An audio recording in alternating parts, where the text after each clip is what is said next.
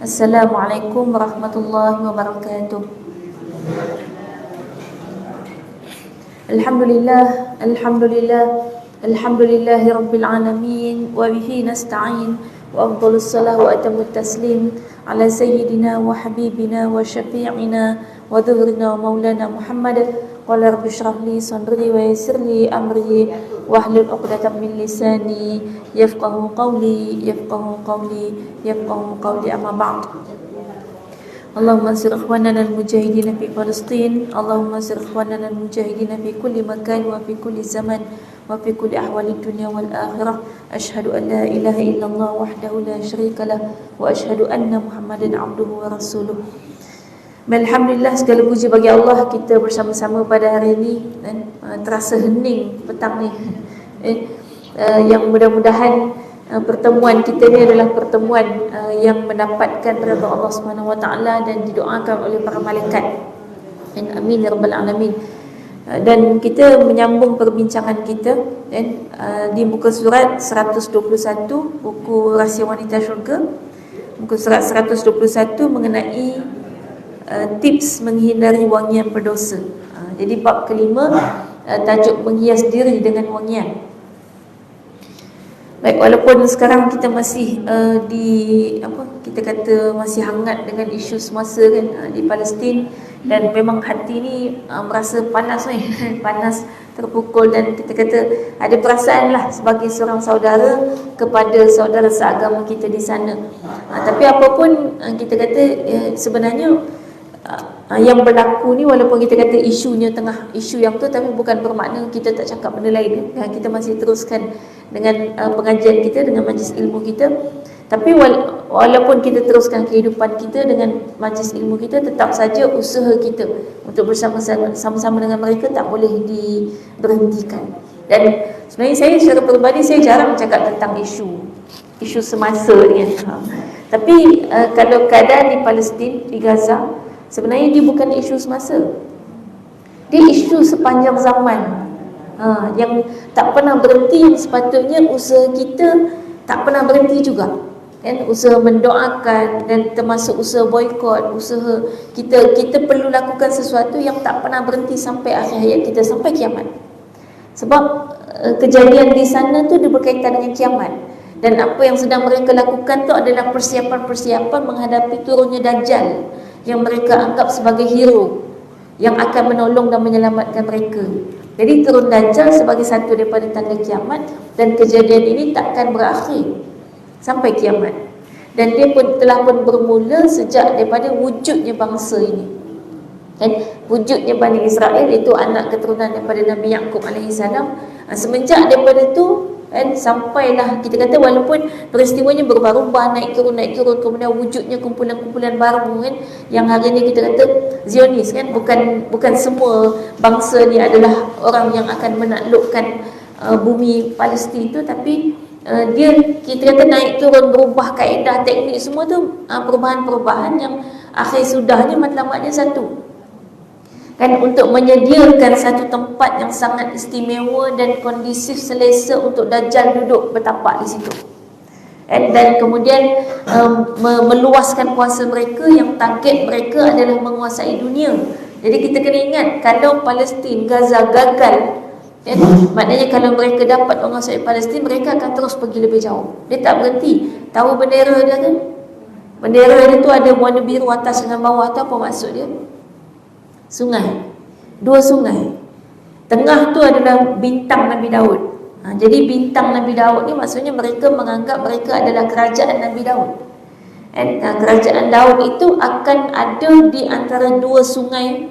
Sungai itu adalah sungai Nil di Mesir tu, dan juga sungai Furat. Jadi dia takkan berhenti sampai dia dapat antara dua sungai ini. Sungai Nil ada di Mesir dan masuk juga Jordan, dan kemudian sungai Furat ada di Iraq. Jadi dia takkan berhenti kat Palestin. Maknanya dia adalah satu fahaman akidah gitu, keyakinan dia. Dan dia sebenarnya keyakinan tu baru diwujudkan untuk dia dapat menguasai dunia. Ada orang yang wujudkan benda tu Itu nama dia Theodor Herzl. Orang Yahudi yang mula mewujudkan satu kefahaman dan mula mewujudkan bendera tu, bendera antara dua sungai. Jadi asal-asalnya tak ada benda tu, tapi dia kata itu daripada ajaran agama dia dan sebagainya, dikaitkan dengan agama, yang akhirnya mereka beramai-ramai berhijrah ke bumi Palestin sampai jumlah mereka puluhan juta, dan sampailah akhirnya mereka mula kita kata bumi Palestin yang luas tu akhirnya tinggal hanya sudut-sudut kecil je. Gaza ni kecil, 12 km kali 48 km. Selangor lagi besar, Selangor lagi besar pada Gaza. Jadi sebenarnya Gaza dah menang. Dari sudut psikologi kita tahu kenapa Gaza sekecil itu perlu dimusnahkan oleh Israel sebesar itu dan minta bantuan dengan Amerika, kuasa besar dunia, hanya untuk menyerang Gaza yang kecil. Maksudnya dia orang dah awal-awal lagi menunjukkan ketakutan dia sendiri, kan? Bangsa tu yang takut, dan juga teknologi yang terlalu canggih untuk dia lawan sekadar Gaza yang kecil tu. Dia tak padan lah sebenarnya. Kita kata kalau negara tu ibaratnya kita ni KL ni nak dihancurkan oleh satu kuasa paling besar dalam dunia. Tu kan macam hebat sangat lagi negeri tu. Jadi itu kehebatan mereka, dan bukan mereka yang perlukan kita, tapi kita yang perlukan mereka untuk mempertahankan bumi Islam ni kan. Tanah suci, Ardhul Muqaddasah. Salah satu daripada tempat letaknya masjid yang paling suci bagi kita, kan, Masjidil Aqsa. Jadi kok mana pun yang Nabi SAW sebutkan, man lam yahtammu bi amril muslimina falaysa minhum. Siapa yang tak kisah dengan apa yang berlaku kepada umat Islam dalam dunia, maka dia bukan di kalangan mereka. Maksudnya kita tidak dianggap sebagai orang Islam oleh Nabi SAW kalau kita tak kisah pun apa jadi kat Palestin. Jadi kisah tu makna apa? Bukan kisah setakat tunjuk bendera, sekadar buat, kita kata sekadar menyebut dan mengatakan kita sokong Palestin, tapi lebih kepada tindakan. Jadi tindakan kita apa? Doa kita berapa kali sehari untuk mereka? Mana lebih banyak doa untuk kita sendiri dengan doa untuk mereka? Kemudian kunut nazilah yang memang digesa kita untuk baca tiap-tiap hari. Dan boikot ni yang saya kira paling susah orang buat. Sebab bila jadi isu baru nak boikot. 2014 dulu pemboikotan berlaku, kemudian orang santai semula, makan semula, beli semula produk dia, dan kemudian barulah sekarang kita nak mula boikot balik. Dia sebenarnya masa jadi isu dia dah banyak duit, kan, daripada duit kita lah. Lepas tu dia berhenti kejap, habis duit kan, buat peluru, buat bom semua tu habis duit. Dia berhenti kejap, masa tu kita duk sumbang kat dia, masa tu kita tak sumbang kat Palestin. Hampir 10 tahun, 9 tahun, 2014 sampai 2023 kita duk sumbang kat dia, beli produk dia. Cukup banyak semula duit dia. Lepas tu masa ni baru kita nak bagi kat Palestin sikit je dibandingkan berapa banyak yang kita habis duit untuk membeli produk-produk dia. Produk dia kalau kita nak tahu, produk dia ada hampir, kalau kita nak tengok produk dia bukan makanan saja, pakaian, makanan, shampoo, barang toiletries tu kan, barang dapur, barang lengkap, satu rumah tu boleh penuh dengan barang dia saja. Kalau kita nak tengok yang iklan dia, boleh kata iklan dia sangat-sangat menarik hati kita untuk membeli. Dan anak-anak muda yang tak kenal pasal produk, nombor satu dia akan kenal produk tu dulu. Kemudian kalau kita tengok produk dia ada di hampir ke semua supermarket, shopping mall, kedai runcit sekalipun tu pasti ada barang dia. Boleh dipastikan kalau bukan kedai tu kedai produk Muslim, dia akan ada produk dia. Kedai produk Muslim je yang betul-betul produk Muslim saja. Jadi hari ni kenapa tidak kita berpindah betul-betul total hilangkan jenama dia daripada fikiran kita? Boleh tak?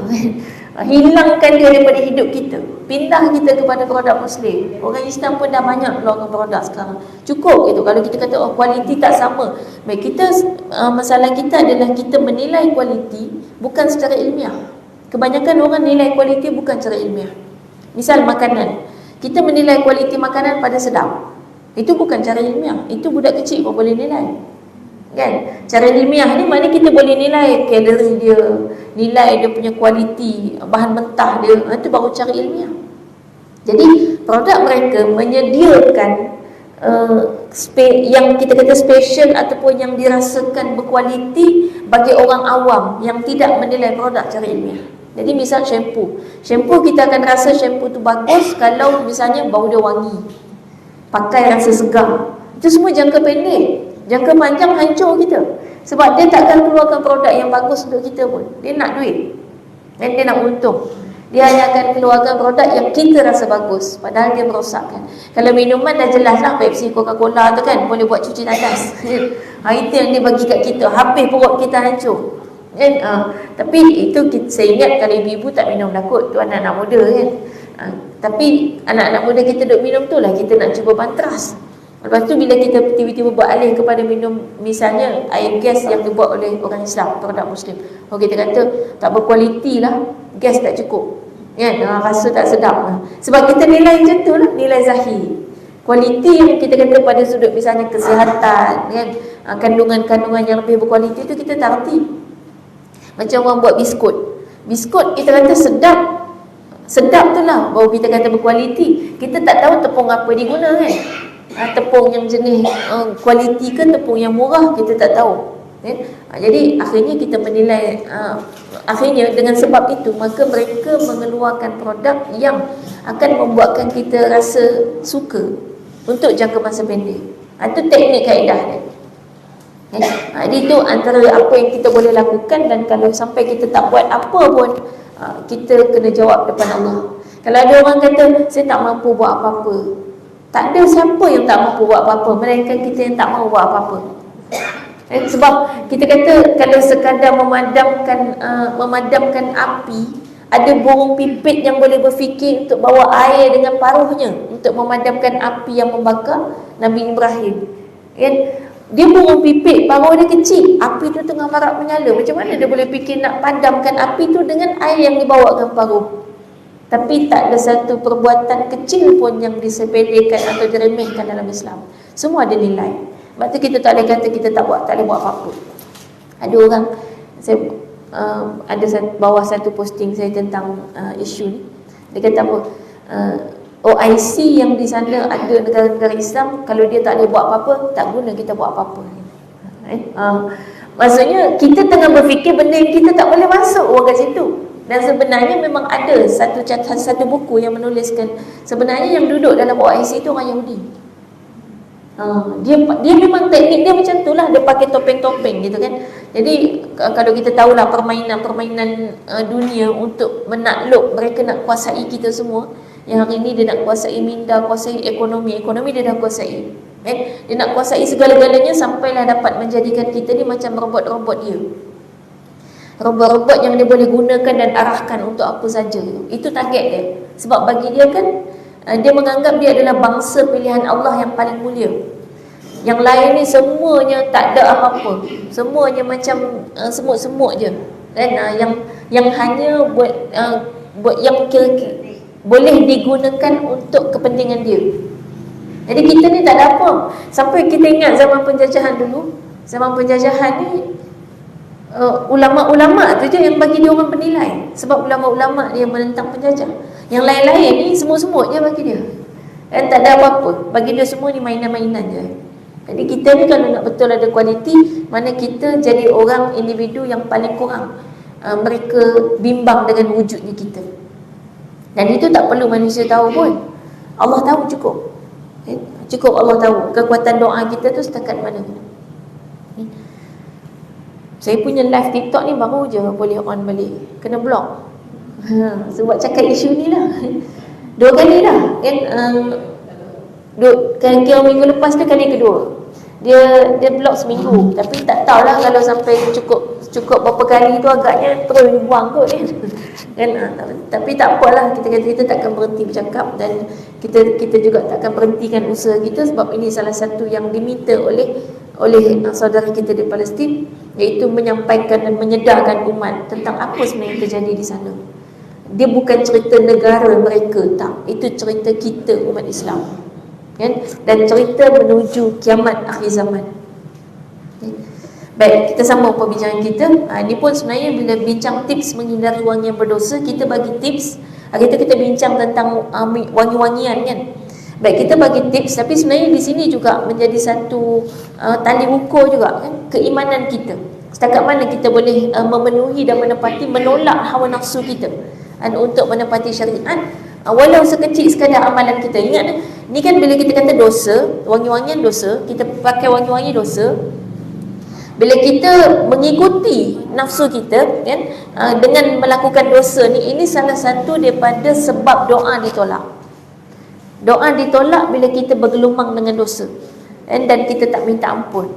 Jadi bila kalau kita kata kita perlukan doa untuk umat Islam di Palestin, maka salah satu teknik atau kaedah yang boleh kita lakukan ialah usaha sedaya mampu untuk tinggalkan dosa, supaya doa kita diterima. Kalau tidak, doa kita tak layak diterima. Sayyidina Umar Al-Khattab kata, salah satu daripada dikatakan kira yang memenangkan kita atas kaum kafir adalah maksiat yang kita tinggalkan. Maka kalau kita melakukan maksiat, kita tak ada beza dengan mereka. Jadi ini antara maksiat. Cuma saya ingat sebenarnya bila sebut pasal wangi-wangian sini, tak ada yang wangi, insyaAllah. Maksudnya orang main pengajian memang tak pakai wangi-wangi. Tapi satu kita nak fahamkan betul-betul yang ada dalam rumah kita. Kadang biasanya yang pakai wangi-wangi ni yang masih muda, kan, anak-anak muda yang suka pakai wangi-wangi. Yang dah tak berapa muda ni, dia tak pakai minyak wangi, dia pakai minyak angin. Jadi minyak angin ni kita sebut minyak angin lah kan, senang kan. Minyak angin ni pula ada yang wangi. Jadi bila kan kita pun suka minyak angin yang wangi kan. Kalau minyak angin tiba-tiba busuk, tak sedap kan. Bila minyak angin tu wangi, oh sedap pakai. Baik, minyak angin yang wangi ni termasuk wangian. Yang tu kena hati-hati juga. Jadi kadang kat rumah kita pakai lumur satu badan tu, kan, tolak muka je. Kalau muka minyak angin juga tu masalah besar lah. Satu badan kita lumur minyak angin, kemudian tiba-tiba ada orang datang rumah. Tu pun nak kena tahu nak buat macam mana lah kan. Takkan nak mandi terus kan, susah juga tu. Jadi nak kena pilih minyak angin juga. Ada minyak angin wangi memang. Saya ingat dulu saya pakai minyak angin, walaupun masa tu saya muda lagi, umur 20-an. Saya memang lumur minyak angin satu badan. Sebab antaranya berfikir kesihatan lah kan, buang angin ke apa kan, untuk kesihatan. Kalau lepas mandi memang macam baby pakai minyak angin kat tapak kaki tu, memang duk pakai. Itu masa muda-muda dulu, umur belasan, umur 20-an tu duk pakai. Sekarang pula tak pakai. Masa tak berangin sangat. Masa tu tak berangin, tapi dia fikir untuk jaga kesihatan. Tapi yang nak ingatnya masa tu, sebab macam kita kata minyak angin, kita fikir minyak angin, tapi rupanya ada satu minyak angin tu masa tu bila pakai yang sedar tu, bila kita pakai ingat minyak angin je, ingat wangi. Memang ada bau wangi minyak angin kan, ada wangi dia, wangi minyak angin. Tapi rupanya ada minyak angin yang memang wangi dia macam minyak wangi, kita tak perasan. Tapi bila keluar, ada yang tegur, pakai minyak wangi ke? Kita pun terkejut, tak ada pakai minyak wangi. Rupanya memang ada minyak angin yang bau wangi macam minyak wangi. Yang tu kena jaga-jaga. Atau kadang memang minyak angin bau halia kan. Tapi tiba-tiba ada orang duk hidup, sedapnya bau halia. Tu pun termasuk juga. Maknanya bau yang kuat, ada bau yang kuat. Baik, jadi sekarang macam mana nak menghindar daripada pakai wangi-wangian ni? Sebab kita sebut hari tu kan, ada orang dia memang suka wangi, atau dia dah terbiasa wangi dari kecil. Dan dari kecil mak dia memang kalau letak pewangi tu kan, kalau basuh baju tu kan, pewangi dia tu sabun satu cup je, pewangi dia 2 cup. Dia memang jenis wangi, dia tak boleh kalau tak wangi. Akhirnya si anak tu membesar, dewasa, dan kadang-kadang terbiasa dengan bau wangi. Memang ada yang macam tu kan. Jadi akhirnya kalau misalnya dia bekerja kat pejabat pun wangi kan, pergi mana-mana wangi. Jadi dia biasa wangi, akhirnya tak wangi dia tak boleh. Kalau tak wangi dia rasa busuk. Jadi kita nak atasi yang ni macam mana? Nombor 1 kita ambil dulu muka surat 121 tu, firman Allah dalam surah Al-Isra ayat yang ke-32. A'udzubillahi minasyaitonirrajim. Wala taqrabuz zina innahu kana fahishatan wa sa'a sabila. Dan janganlah kamu mendekati zina, sesungguhnya zina itu adalah suatu perbuatan yang keji dan suatu jalan yang buruk. Baik, jadi apa saja perkara yang dilakukan sehingga mampu mengundang daya tarik antara lelaki dan wanita merupakan perkara yang menjurus kepada zina. Justru memakai wangian juga adalah terlarang dalam Islam kerana fitnah besar yang dibawanya kepada wanita. Jadi maksudnya larangan yang Allah bagi, larangan yang Allah perintahkan bukannya jangan berzina, tu kena ingat ayat dia. Tapi jangan mendekati zina. Jadi bila kata mendekati ni apa dia? Kita ambil step paling dekat yang mendekati zina ialah khalwat. Berdua-duaan kan? Tapi macam mana boleh mula berdua-duaan tu? Berkenalan. Kan? Berkenalan mula-mula tak adalah minat apa sangat, tapi macam mana boleh tiba-tiba lepas berkenalan jadi dating? Antaranya perhiasan zahir lah yang bila datang tu pakai comel-comel, make-up, wangi-wangi. Tu. Jadi maknanya untuk wanita bermula daripada macam mana kita keluar rumah, itulah dia kaedah mendekati zina. Hari ni keluar rumah bukan hanya keluar kaki langkah keluar rumah, tapi termasuk juga keluar ke media sosial. Itu dah kira keluar rumah. Kalau kita nak definisi keluar rumah ni, maknanya berjumpanya seorang wanita dengan yang bukan mahramnya. Hari ni kita boleh definisikan walaupun secara alam maya. Kalau dulu alam nyata saja, maknanya kalau kita tak keluar rumah selamat insya-Allah, kan? Hari ni tak keluar rumah, tak keluar bilik lagi bahaya. Yang tak keluar bilik tu lah yang keluar satu dunia. Kalau dia boleh keluar sampai angkasa, dia keluar angkasa apa. Kalau alien pun pandai main internet, dia pun main sembang dengan alien juga apa. Kan hari ni banyak orang jumpa jodoh online kan. Jumpa yang ada app-app ataupun software-software yang memang untuk berkenalan satu dunia. Dan biasanya anak-anak muda lah yang duk berkenalan satu dunia ni.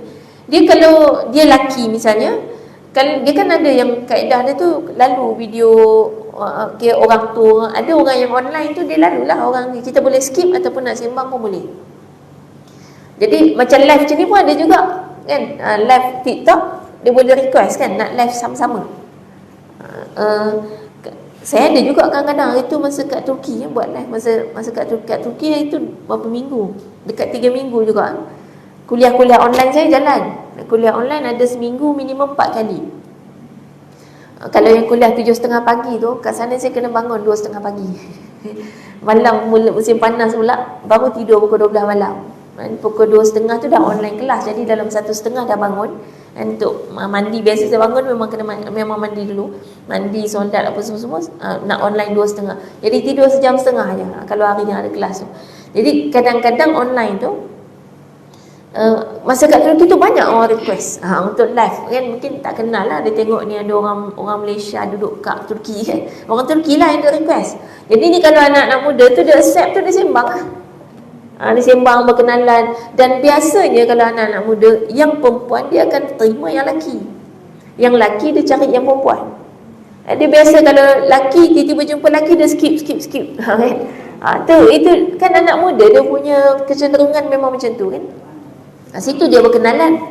Tu tiba-tiba anak kita kata, mak jumpa dah jodoh. Orang mana? Orang Jerman. Tu online lah tu.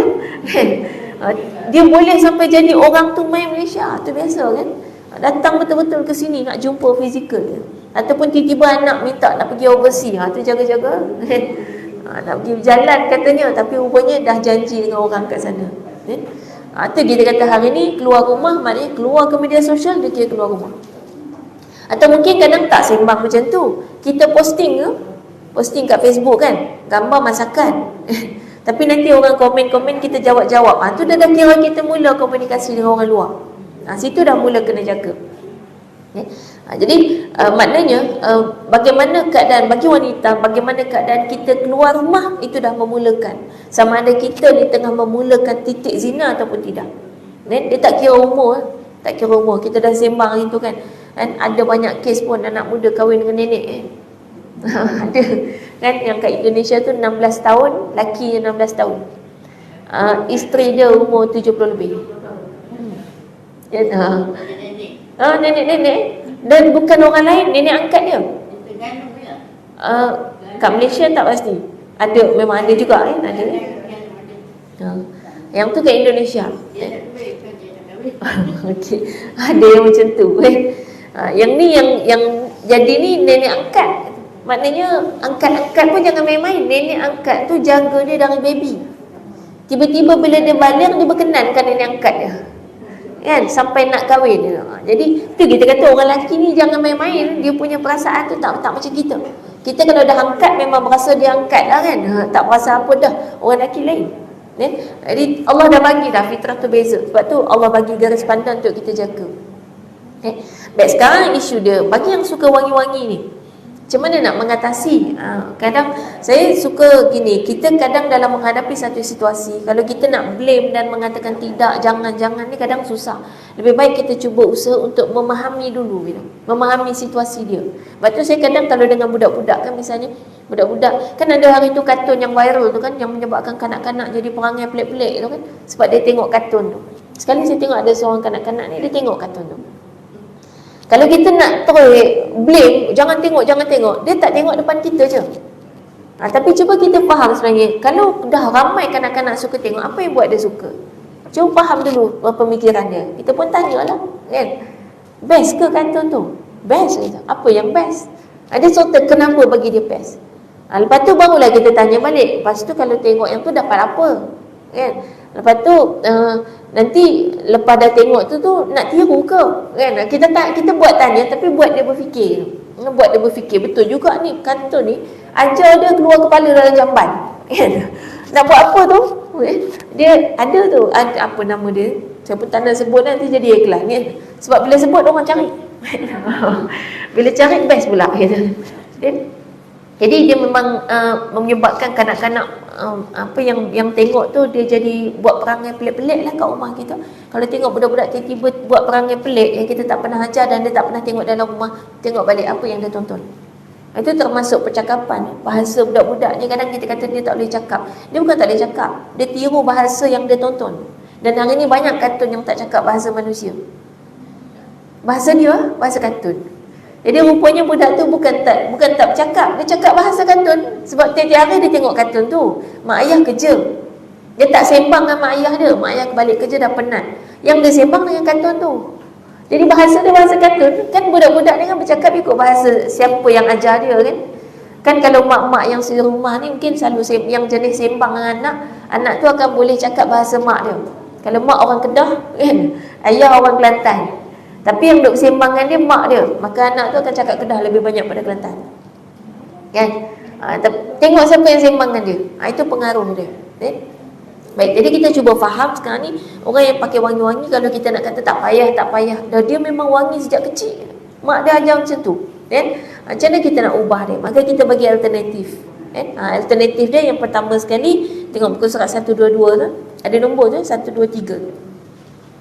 Ni bagi wanita yang belum berkahwin, lebih baik tidak memiliki minyak wangi sekiranya merasa tidak cukup kuat untuk melawan nafsu keinginan memakainya di luar rumah.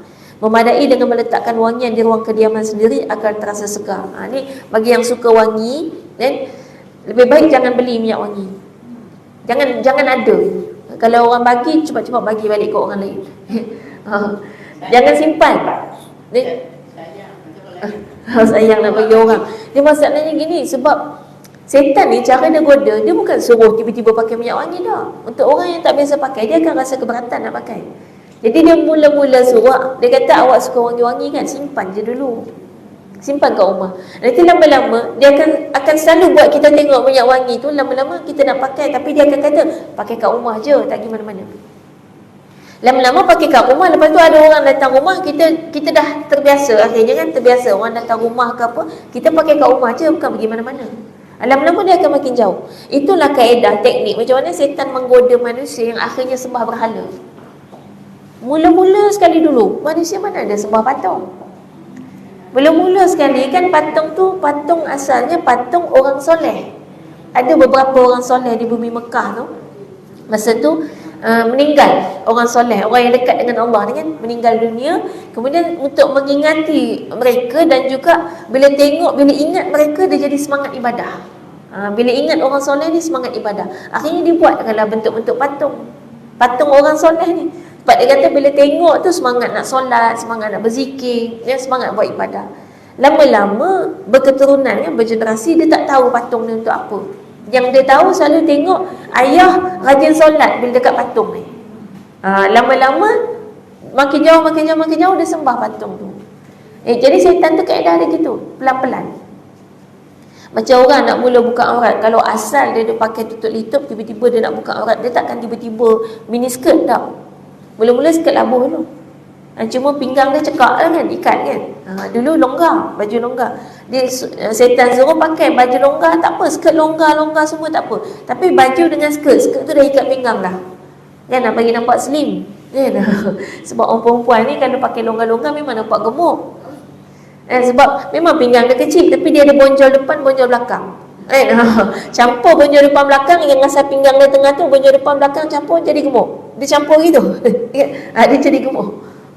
Jadi kalau tak tahan dengan kata-kata orang kata kita gemuk, akhirnya diikatlah pinggang dia bagi nampak pinggang aku kecil je.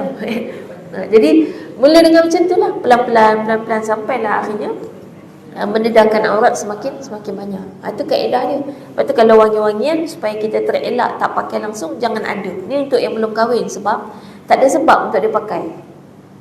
Dia nak pakai masa bila yang dapat pahala? Tak ada. Jadi kalau dia suka wangi, jangan dia yang pakai. Ikutlah letak pewangi dalam bilik ke. Kalau suka nak sejadah tu biar bau wangi kan. Kalau kat Mekah, Madinah sana kan Raudhah tu ada wangi, kapet dia wangi kan. Ada siap ada wangian Raudhah tu kan. Maknanya memang nak wangi-wangi macam tu, semua dekat sejadah. Lepas tu kat bilik kalau nak letak wangi juga. Tapi jangan kita yang ada minyak wangi manusia. Baik, itu yang belum kahwin. Baik, yang kedua, bagi yang telah berkahwin, berwangianlah hanya di dalam rumah tanpa kehadiran ajnabi. Kat sini suami perlu mengawal isterinya agar tidak memakai wangian tersebut di luar rumah. Jadi teknik dia untuk yang dah kahwin ada sebab dan ada masa boleh pakai wangi-wangian untuk suami. Jadi simpan wangian tu boleh, minyak wangi tu boleh letak kat rumah, tapi kena bagi tahu kat suami. Tolong jaga supaya kita tak pakai kat luar. Yang biarlah tengah kenduri ke, ada majlis apa pun, tetap kita tak mau pakai, dan kita minta supaya suami ingatkan. Sebab kadang-kadang kita tak sedar, tak terperasan. Kadang kita tercalik juga. Saya ingat kalau masa pergi yang umrah hari tu kat Mekah Madinah ni, yang jual minyak wangi kan, dia nak calik kat kita tu, itu jaga-jaga kan. Dia calik kat suami kita, okeylah kan. Dekat kita ni dia jadi kita pakai minyak wangi, walaupun bukan kita yang calik sendiri, tapi dia letak pula dekat tangan kita apa semua, dan wangi pula. Jadi maknanya sepanjang perjalanan balik tu kita dah pakai minyak wangi, padahal bukan kita yang pakai. Jadi hati-hati bila lalu sebelah kedai minyak wangi. Sedap bila dia sembuh kita dengan minyak wangi. Itu mana kaedah untuk yang kedua. Baik, yang ketiga tipsnya ketika memilih minyak wangi. Ini ada panduan. Rasulullah SAW telah memberi garis panduan mengenai jenis wangian yang sesuai bagi wanita, iaitu wangian yang tersembunyi baunya dan nyata warnanya. Ini sabda Rasulullah SAW. Wa inna tibar rijali ma dhahara rihuhu wa lam yadhhar launuhu. Ala inna tiban nisa'i ma dhahara launuhu wa lam yadhhar rihuhu. Sesungguhnya wangian lelaki adalah apa yang jelas baunya dan tersembunyi warnanya, dan wangian perempuan apa yang tersembunyi baunya dan nyata warnanya. Saya tak bawa lah pula minyak wangi kan. Siapa ada minyak angin? Minyak wangi ke minyak angin? Kita nak tunjuk tengok. Botol, ada botol kecil ke, botol besar pun tak apa. Nak tunjuk ni kan minyak ni air ni kan. Ada minyak angin. Oh, tak nampak pula dalamnya. Tak nampak. Aromaterapi ke kan. Saya ada juga kat rumah. Tapi tak nampak dalamnya. Yang nampak tu betul.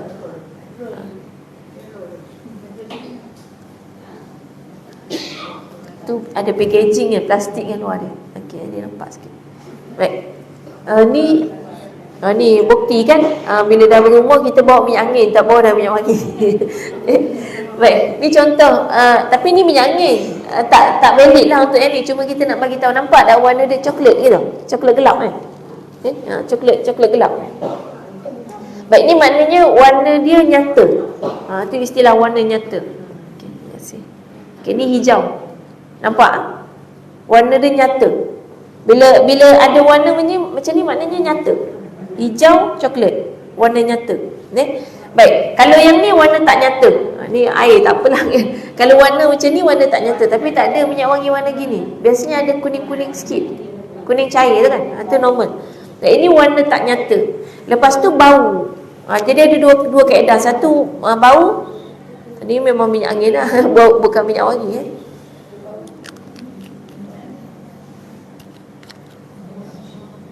Ini minyak wangi. Yang ni minyak wangi. Tapi bau dia tak nyata. Jadi warna nyata, kalau ikutkan yang ni kaedah dia, kalau laki bau dia jelas tersembunyi warna dia. Maksudnya bau dia semerbak. Ini kuat. Putih kan?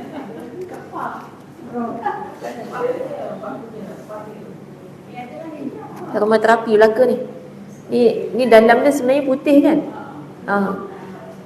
Cuma botol ni dia jadi agak hitam. Tapi warna dia macam boleh nampak warna dia, kita kata tak nyata, dia putih. Cair, kuning cair gitu. Jadi yang ni kita kata warna tak nyata. Tak nyata tu maksudnya putih, kuning cair gitu. Kalau yang ni warna nyata. Hijau ni nyata. Yang ni nyata, yang ni tak nyata.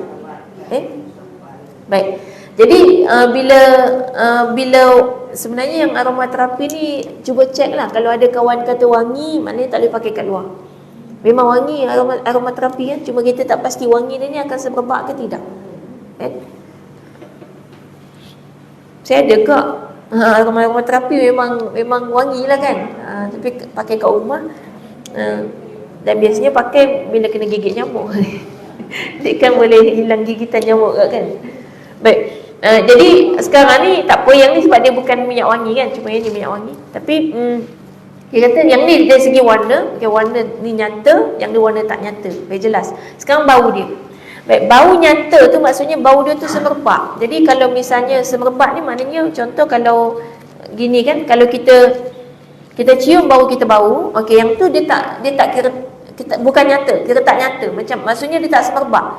Yang semerbak ni macam kita goyangkan ginilah, senang. Kita goyangkan gini, kita boleh bau dari sini. Itu semerbak. Ini tak lah. Ini tak. Kena test pakai dekat orang. Jadi maknanya biasanya kalau takat sikit. Kalau saya biasa kat luar memang kena gigit nyamuk pakai. Jadi kena gigit nyamuk tu sikit kita je, biasanya tak wangi lah. Yang wangi ni kalau kita pakai banyak. Misalnya kepala kan, kepala ni kadang kiri tu kan, kita bubur banyak tu, mungkin dia akan keluar bau. Jadi maknanya ini dari segi warna. Kemudian kalau dari segi bau tadi, semerbak tu maksud nyata.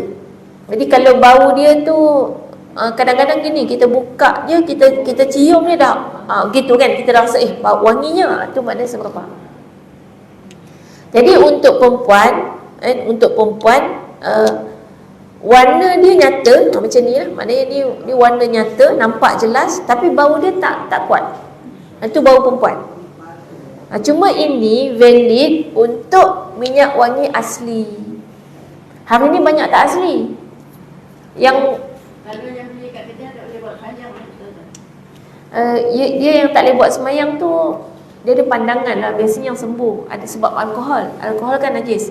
Tapi ada pendapat yang kata alkohol ni dia masa kita sembuh je dia ada. Bila kita dah sembuh tu dia hilang. Bila macam kalau letak kat kulit tu, bila dia hilang sejuk, dia hilang alkohol.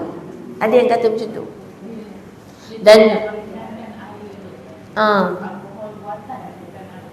bukan alkohol asli, alkohol buatan.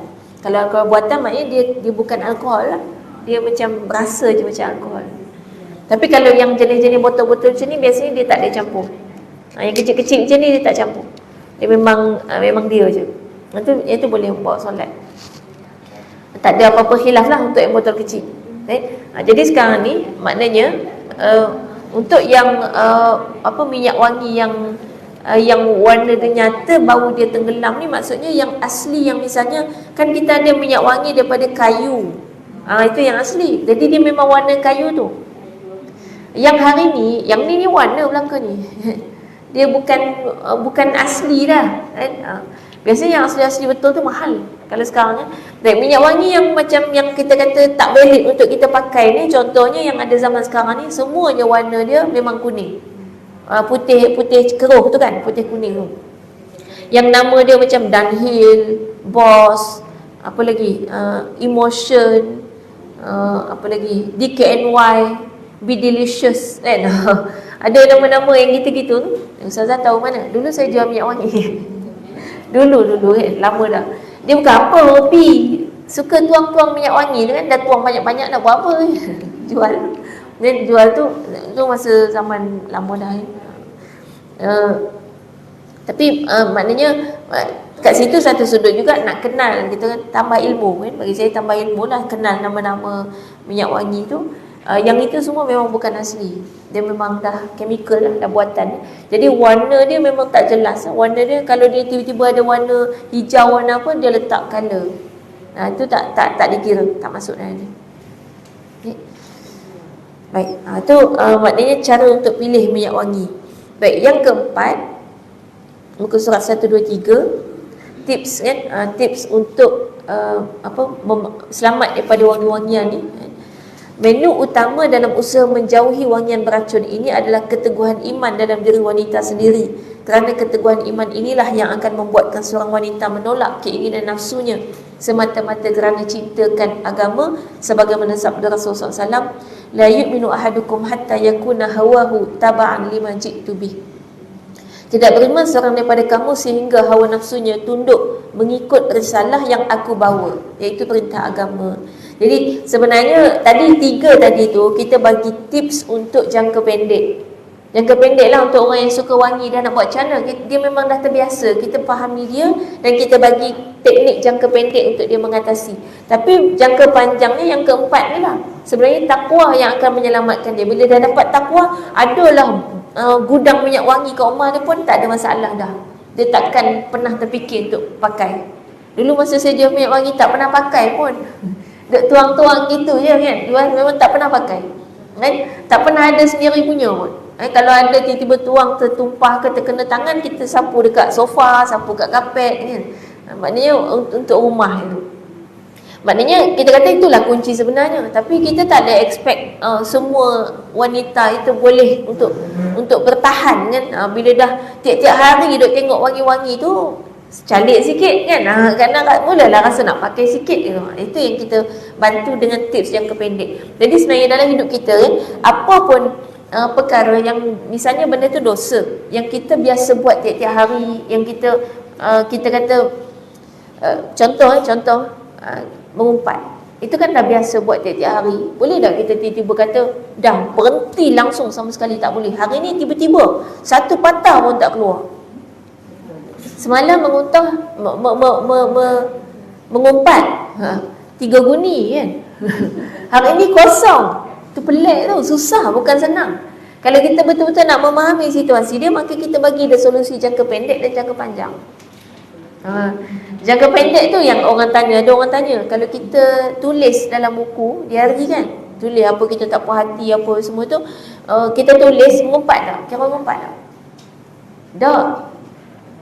Tapi jangan berterusan. Cuma kita bagilah solusi jangka pendek, okey tak apa, boleh. Tapi jangan berterusan. Sebab berterusan akan membinasakan kita sendiri. Kan? Atau ada orang dia kalau tak suka orang, dia tak mau tengok muka orang tu. Boleh tak?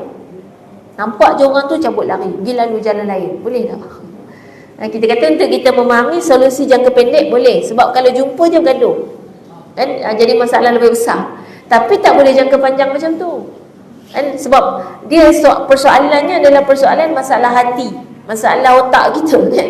Yang duk ngumpat tu masalah otak sebenarnya kan?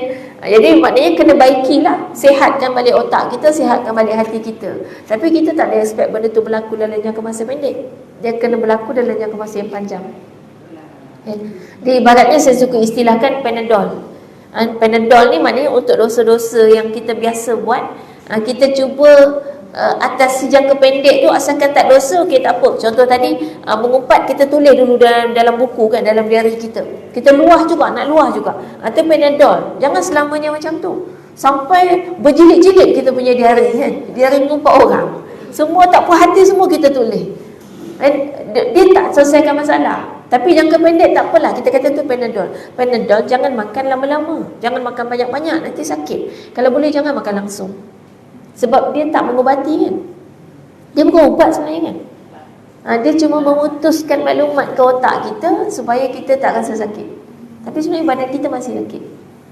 Jadi kalau boleh kalau boleh lah, kalau mampu kita cuba faham lah, kalau mampu rasailah, nikmatilah kesakitan itu gitu kan. Nikmati rasa sakit dengan merasakan ini lebih baik daripada kita tak rasa sakit tapi kita menipu badan kita sendiri.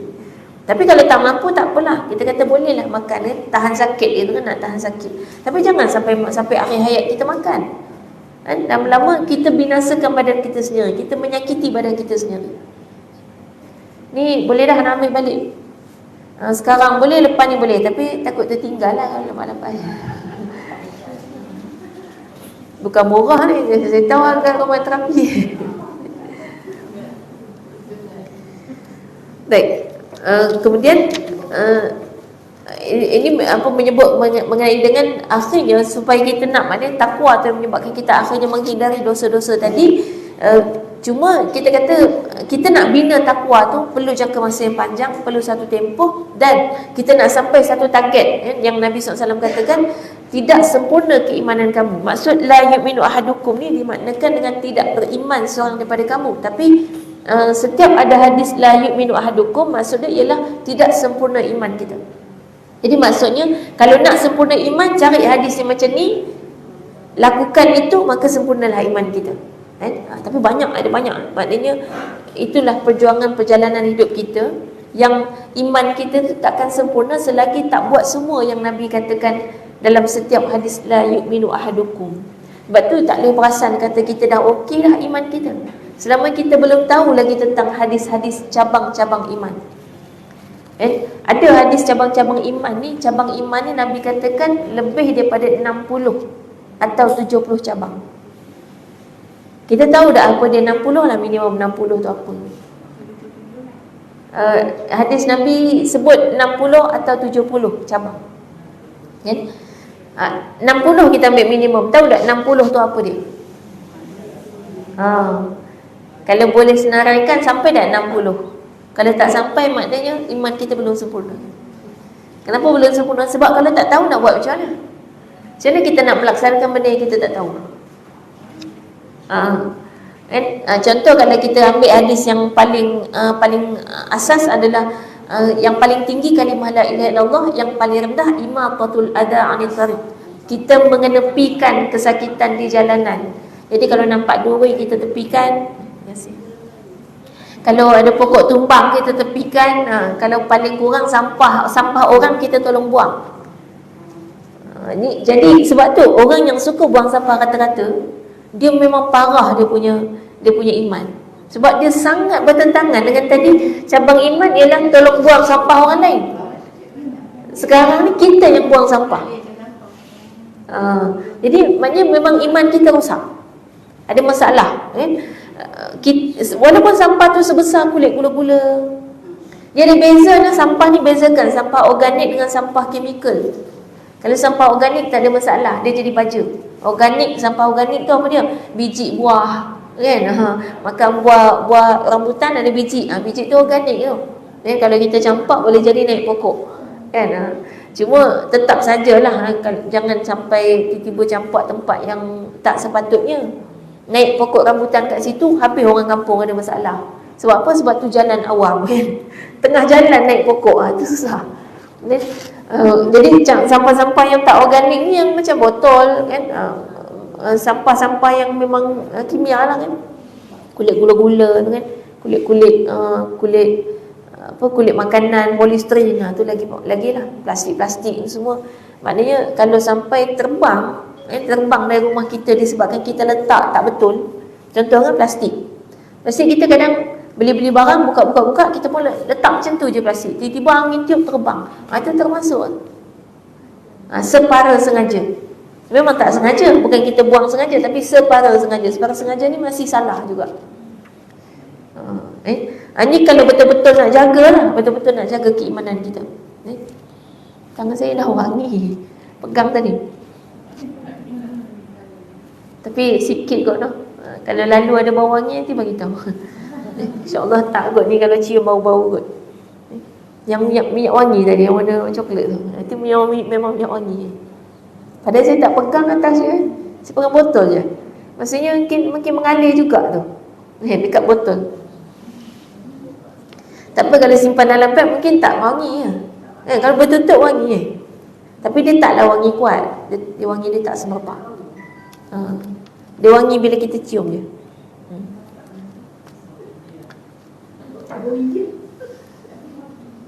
Tapi tu saya ingat tu minyak wangi perempuan boleh. Sebab dia warna dia nyata dan memang bau dia tak semerbak. Yang coklat tu. Yang lain tu minyak angin kan. Yang tadi dua tu minyak angin, satu minyak wangi kan. Bidara. Itu minyak angin.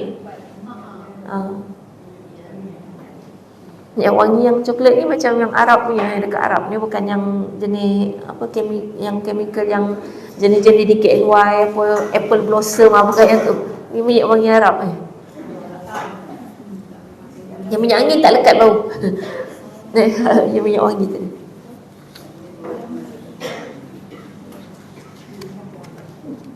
Tapi saya ingat tak semerbak kot. Kalau gini tak bau ni, bila cium tangan baru bau. Dia tak ada masalah, insyaAllah.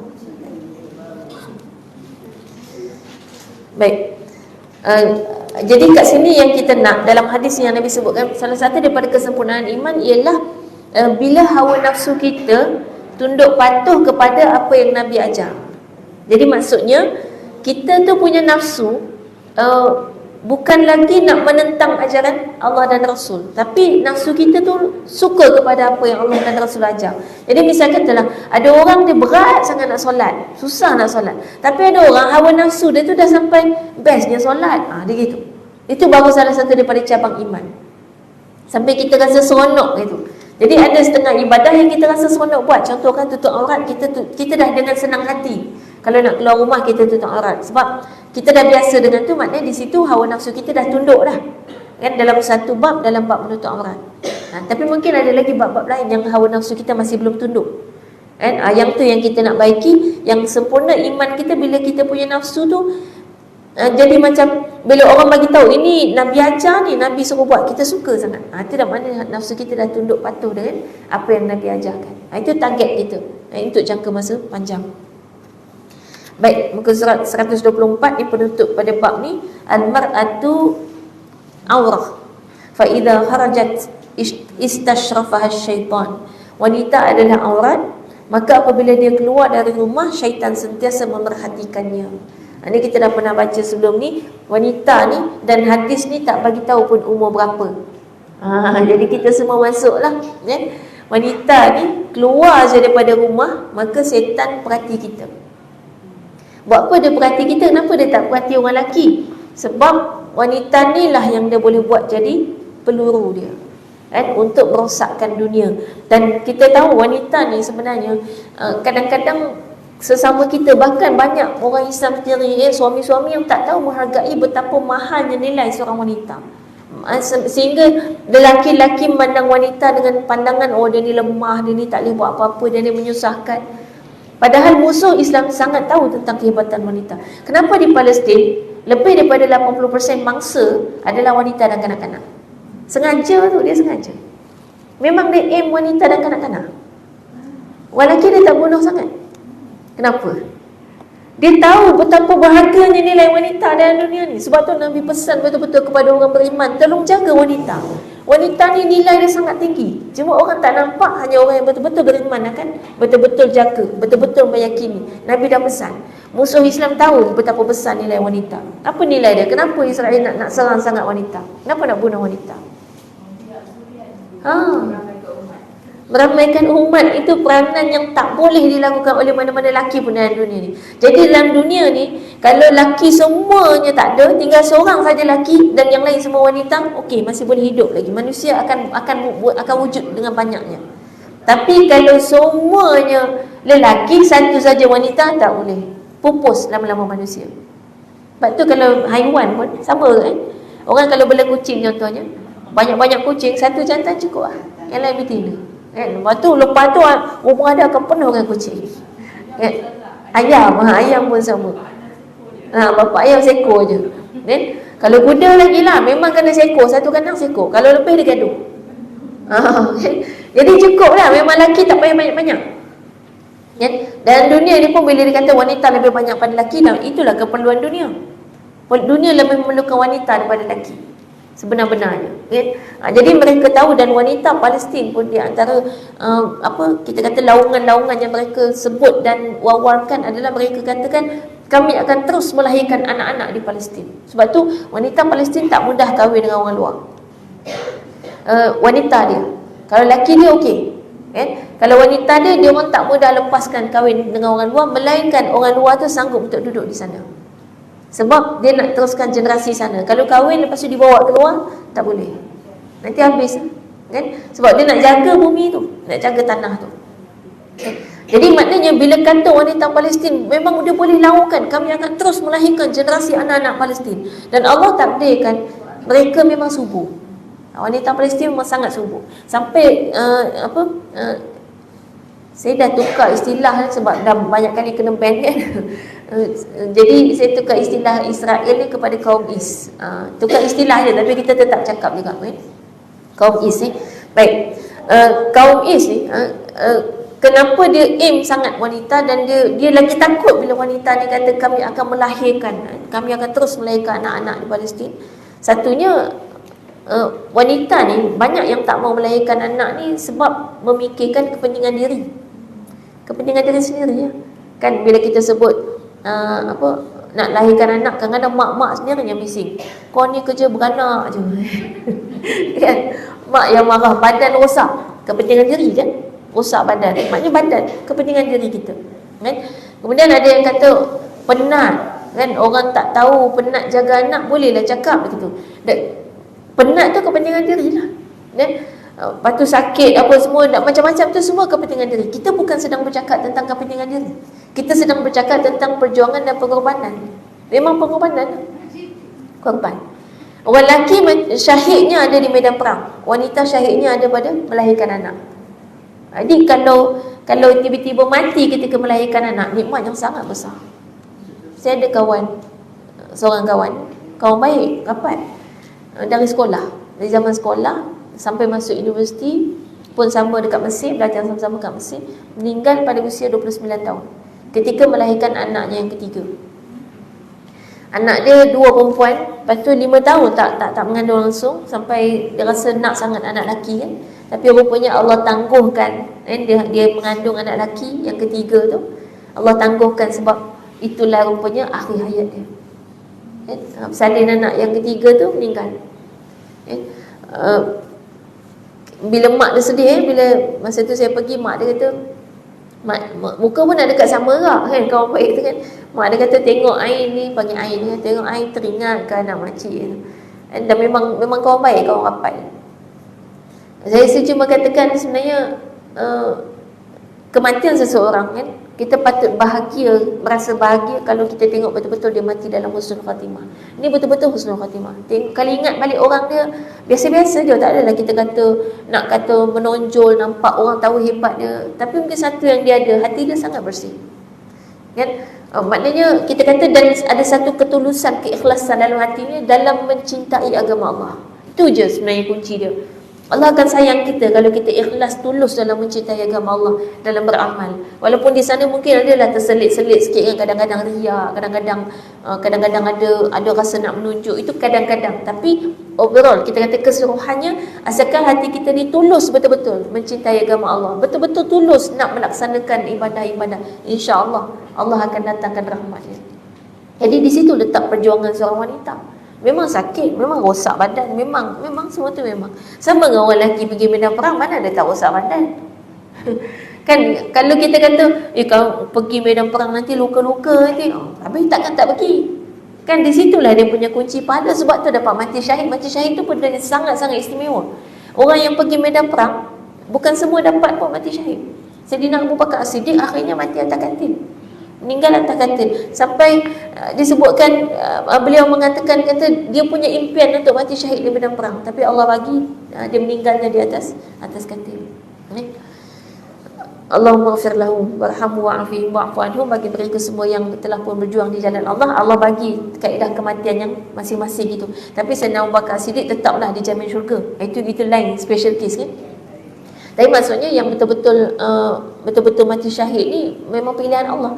Siapa yang Antara kita yang mungkin dulu-dulu masa bersalin tu fikir, kan bagus ni kalau mati masa bersalin ni. Naklah mati bersalin. Tak ada orang plan nak mati masa bersalin. Semua orang kalau bersalin nak anak tu. Tapi ada yang meninggal. Saya ingat Allah yarhamha, nenek saya meninggal juga masa bersalin, melahirkan anak yang ke-7. Meninggal. Lepas dia meninggal tak berapa lama anak dia pun meninggal sebab tak ada mak. Masa tu zaman tu kan dia tak dapat makanan cukup lah, mana susu semua. Akhirnya meninggal. Sekarang ada 6. Usia 20-an. Sebab dia kahwin umur 12 tahun. Kahwin umur 12 tahun, lepas tu terus dapat anak kan, berderet lah anak dah kan. Jadi kalau ingat balik hidup dia, maknanya mulai balik tak sempat buat dosa. Sebab setiap kali melahirkan anak, dosa diampunkan. Jadi kerja dia memang mengandung salin. Last kali meninggal bersalin. Subhanallah, dia tak sempat buat dosa. Setiap kali bersalin diampunkan dosa. Lepas tu tak lama menyusukan anak pula, besar pahala. Lepas tu mengandung lagi sampailah usia awal 20-an meninggal. Jadi tu maknanya kehidupan manusia yang kita katakan di situlah letaknya kita punya perjuangan dalam hidup ni. Istilahnya memang kita nak berkorban. Kalau kita tak mau penat, kita tak mau susah, tak mau sakit, kita nak hidup senang, tak apalah, senang kat dunia cukup. Nanti kat akhirat kita susah. Jadi itu maknanya konsep wanita, siapa kita sebenarnya, siapa wanita ni sebenarnya, dan Allah SWT menjadikan kita sebagai satu makhluk yang sangat special dan istimewa. Dan ada benda yang orang lelaki tak boleh buat, sedangkan yang orang lelaki boleh buat tu semua wanita boleh buat. Kan? Kerja, sebab tu yang akhirnya perempuan pun cari nafkah, lelaki pun cari nafkah, sebab perempuan pun mampu mencari nafkah. Tapi lelaki tak mampu melahirkan anak, tak mampu mengandung, tak mampu menyusukan anak. Kan ada orang buat bapak susuan, cara dia kena. Dia pakai dia punya alat tu, pasang botol susu kan, bagi baby menyusu, tapi dia tak ada susu, dia tak boleh. Itulah wanita kita. Jadi Allah jaga kita supaya siapa yang lahir daripada zurat keturunan seorang wanita tu adalah manusia yang betul-betul berguna. Sebab kita tahu apa yang dilakukan oleh ibu, siapa ibu tu akan menentukan juga bagaimana anak tu. Baik, habis bab wangi-wangian. Wallahu alam, mudah-mudahan ada manfaat kepada kita semua, dan mudah-mudahan akhlak Islami yang kita cuba tanamkan dalam diri kita ni juga menjadi motivasi untuk kita mendapatkan doa yang makbul untuk saudara-saudara kita di Palestin. Dan insya-Allah Allahumma ansur ikhwanana dan mujahidin fi Palestin. Amin. Wallahu alam, aqulu qouli hadza wa astaghfirullah li wa lakum. Wassalamualaikum warahmatullahi wabarakatuh. Kita tutup dengan tasbih kafarah dan suratul Nas.